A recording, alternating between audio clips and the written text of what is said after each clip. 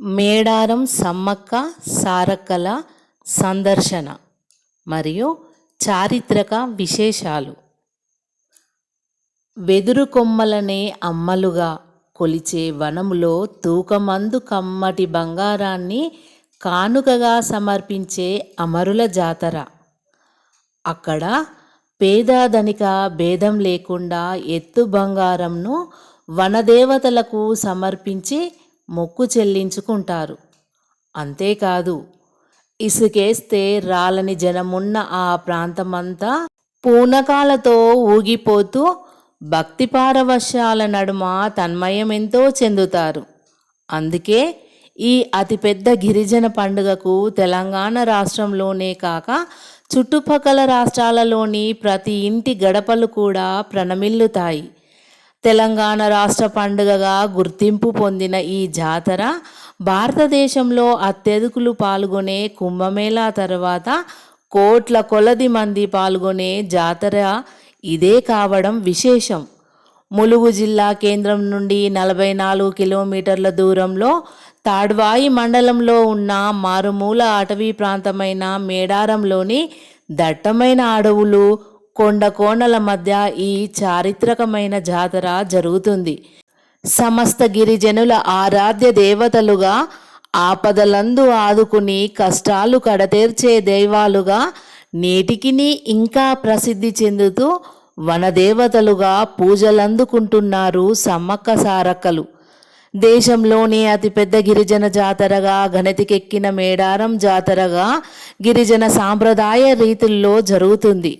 కోటికి పైగా భక్తులు తండోపతండాలుగా తరలివచ్చి మొక్కులు చెల్లించుకుంటారు. 2 ఏండ్లకు ఒకసారి జరిగే ఈ జాతర కొన్ని వందల సంవత్సరాల చరిత్ర కలిగి ఉంది. 1940వ సంవత్సరం వరకు చిలకలగుట్టపై గిరిజనులు మాత్రమే జరుపుకునేవారు. కానీ 1940 తర్వాత తెలంగాణ ప్రజలంతా కలిసి జరుపుకుంటున్నారు. ప్రతి ఏడు జనం పెరుగుతుండడంతో జాతరను కొండ క్రిందికి జరపడం ప్రారంభించారు. అయితే ఇక్కడ అమ్మవార్ల చిహ్నంగా 2 గద్దెలు ఏర్పాటు చేయబడి ఉంటాయి. ఈ గద్దెలపైకి జాతర రోజు అమ్మవార్ల ప్రతిరూపాలుగా ఉన్న కుంకుమ బర్ణెలను తీసుకువస్తారు. అయితే ఈ జాతర అంతా కూడా పూర్తిగా గిరిజన సాంప్రదాయంలోనే జరుగుతుంది. జన ప్రచారంలో ఉన్న చారిత్రక మరియు గిరిజన కథా విషయాలను ఒకసారి పరిశీలిస్తే, మేడరాజు అనే గిరిజన దొర వేటకని వెళ్ళినప్పుడు ఒక పుట్ట మీద కేరింతలు కొడుతూ అపారమైన కాంతిని వెదజల్లుతూ కనిపించిన చిన్నారికే సమ్మక్క అని పేరు పెట్టి పెంచుకున్నాడని, సమ్మక్క వారికి పుట్ట మీద కనిపించే సమయంలో చుట్టూ పులులు, సింహాలు ఆమెకు రక్షణగా నిలవడం చూసి ఆమెను దైవాంశ సంభూతిరాలుగా భావించెను మేడరాజు, అతని పరివారమంతా కూడా. అయితే అప్పుడున్న పరిస్థితుల్లో తీవ్ర కరువులో తమకు తోడుగా నిలిచినందుకే వచ్చిన దేవతగా కూడా అనుకున్నారు. అందుకు తగ్గట్టుగానే సమ్మక్క హస్తవాసి వారి నమ్మకాన్ని తరచూ రుజువు చేసేది. ఆమె చేత్తో ఆకుపసరు ఇస్తే ఎలాంటి రోగమైనా ఇట్టే నయమైపోయేదట. చూస్తుండగానే మారిన రోజులతో సమ్మక్కకు వివాహ వయసు రానే వచ్చింది. ఓ శుభముహూర్తాన మేడరాజు తన మేనల్లుడు మేడారం పాలకుడైన పగిడిద్దరాజుకిచ్చి సమ్మక్కకు పెళ్లి చేశాడు. ఈ దంపతులకు సారలమ్మ, నాగులమ్మ, జంపన్న అనే 3 సంతానం కలిగారు. ఇది ఇలా ఉండగా రాజ్య విస్తరణ కాంక్షతో కాకతీయ ప్రభువు మొదటి ప్రతాపరుద్రుడు మేడరాజుపైకి దండెత్తగా ఆ దాడికి తట్టుకోలేక మేడరాజు మేడారంకు పారిపోయి అజ్ఞాతవాసం గడుపుతుంటాడు. అయితే మేడారాన్ని పాలించే కోయరాజు పగిడిద్దరాజు కాకతీయుల సామంతునిగా ఉంటూ కరువు కాటకాల పరిస్థితుల కారణంగా కప్పం కట్టలేకపోతాడు.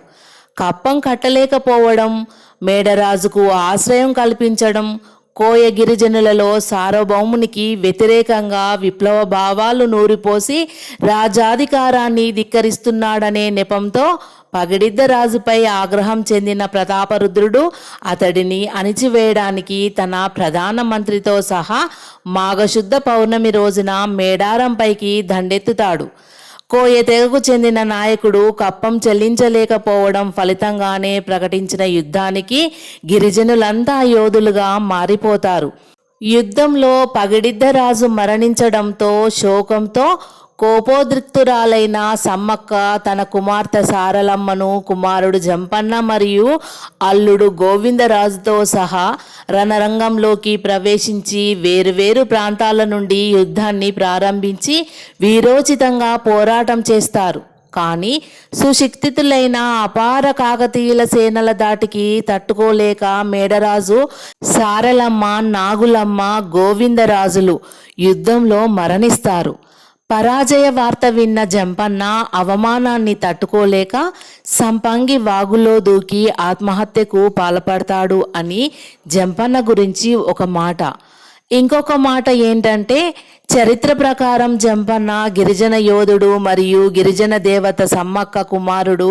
కాకతీయ సైన్యంతో జరిగిన యుద్ధంలో భాగంగానే గాయపడి సంపంగి వాగు ప్రవాహంలో కొట్టుకుపోయి మరణించాడని, అతని రక్తధారలతో ఆ వాగు ఎర్రగా మారిందని అంటారు.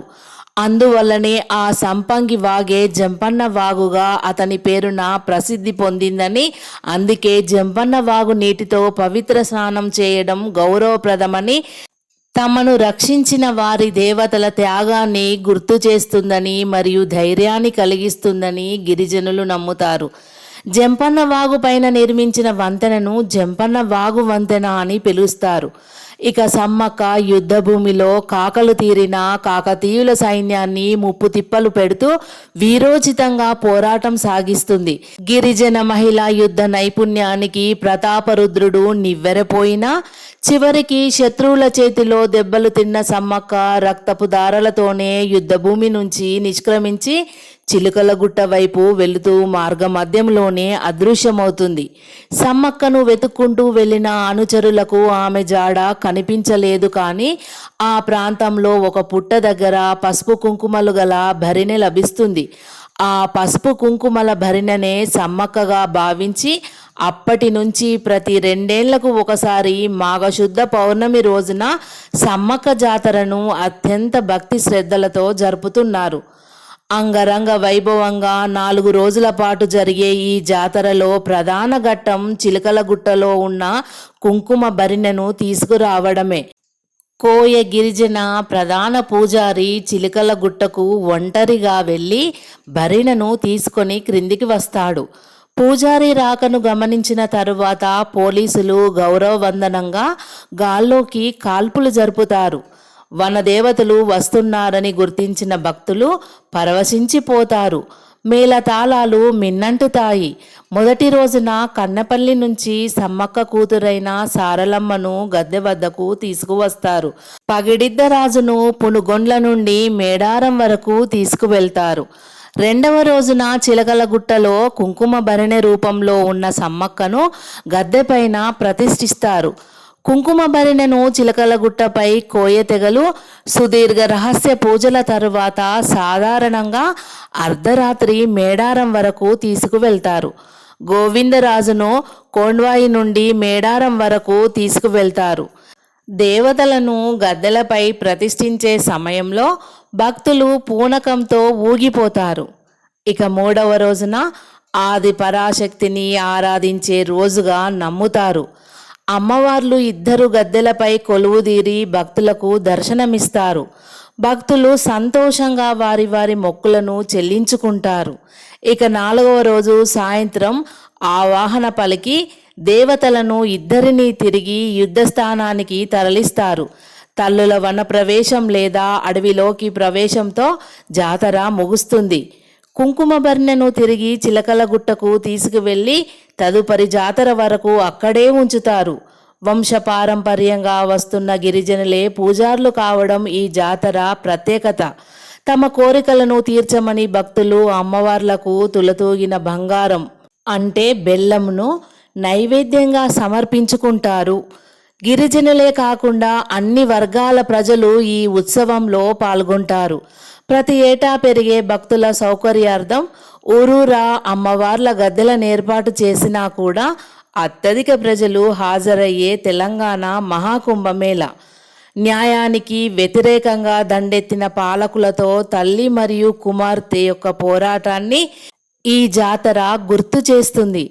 గద్దెలకు అమ్మవార్ల రాకతో ప్రారంభమై వారి వన ప్రవేశంతో ముగిసే ఆసియాలోని అతిపెద్ద జాతరనే సమ్మక్క సారలమ్మ మేడారం జాతర. ధన్యవాదములు.